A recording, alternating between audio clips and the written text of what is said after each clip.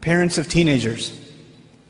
Parents of teenagers come to me all the, you know, I have my son, he just doesn't listen to me anymore. Can you talk to him?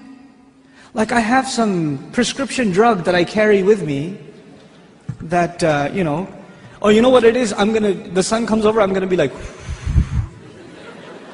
and all of a sudden, he'll be this amazing kid. You know, but if you just talk to him, no. What if you talk to him? And where were you when there was time to talk to him? Let me tell you something about, I'm going to talk about parents first a little bit, then I'll talk about couples, and that's the only time we have. Two things. Two kinds of fundamental relationships, your relationship with your children and your relationship with your spouse. So we'll talk about some very basic things in regards to both. When your children are little, when they're 5, 6, 7, 2, 3, 4, you know what the most important thing is? I have 5 of those, I could tell you. The most important thing to them is your approval. They want to make you proud, man. They want to show you what they did. I'll be on an important work phone call, and my son will come over, my 2-year-old will come over, Abba. Like, okay, hold on. What is it? Nothing. I'll go back on the phone, and he'll start calling me again. I'll be like, okay. What is it? I want to show you something. What do you want to show me? That is it. But you know what I'm supposed to do? Oh my God, that's awesome. Do it again. I'll call you back. You're supposed to appreciate what your children do. They live for that.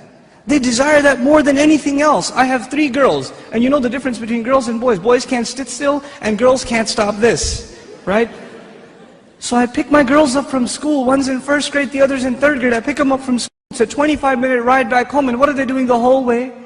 You know what happened today in class? We colored a dinosaur, and we did this and that, and I was coloring it purple, but I decided to put in some green, and they're going on and on and on and on and on. And they cannot help themselves, and they cannot stop, and I have to pay attention and listen. I have to listen. I say, oh, what about blue? No, I did only a little bit blue. Right? I have to pay attention. And you know why I'm saying all of this? Just one more story on the side, just to wake you up a little.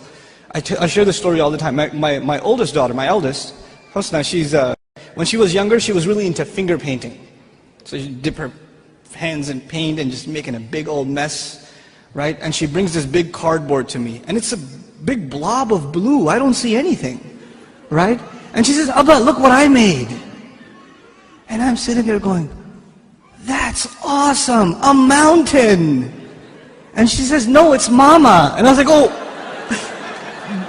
don't tell Mama.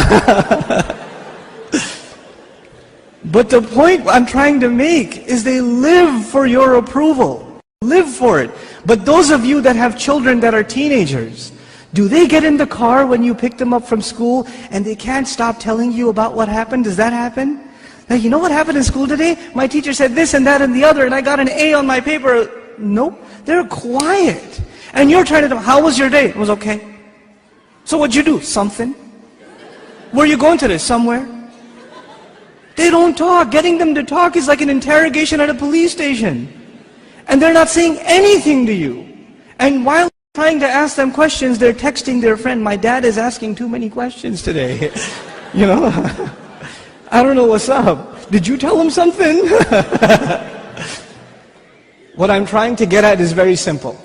At a younger age, your children crave your attention.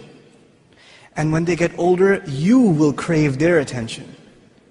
But if you don't give them attention when they're tiny, when they come to you with their toys and you say, go in your room, I'm watching the news. The game is on, could you take him please? Come on, I had a long day at work, I don't want to deal with this right now. I have friends over, it's embarrassing, go to sleep, go get out of here. When you have this attitude towards your children, like they're an obstacle in your path, your job was at work, when you come home, you're on vacation. No, buddy, your job began when you came home. That's your job. What you did over there is just to fulfill your real job at home. Be a father. I'm talking to the men here. Be a father. Spend time with your children. They're not just there so you put them in school and you come home from work, you just want to go to sleep, you don't want to bother with anybody, you don't want to talk to them, and actually the easiest way to not talk to them is get them an iPod Touch and an iPhone, and get them a computer and a laptop in their own room with high-speed internet, so you don't even have to look at their face.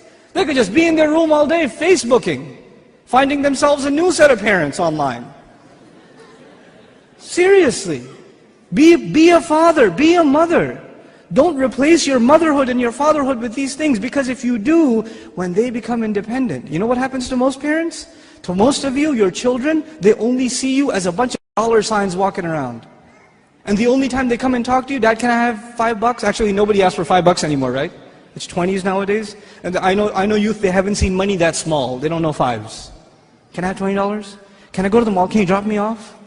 Can I go over to my friend's house? Can I do this? Can I do that? Can I do the other? When they want something, they come to you. Otherwise, you don't see them. And when they get to a certain age where they are old enough to make their own little bit of money, guess what? You're not going to see them at all. Because your cash register is no longer relevant. That's no longer relevant. If this is the relationship you are setting yourself up for, you're headed for destruction. We got to change this now. And the way to change it, and it's going to be hard for a lot of you to implement this, but we have to be friends with our children. We have to be their best friends. They should enjoy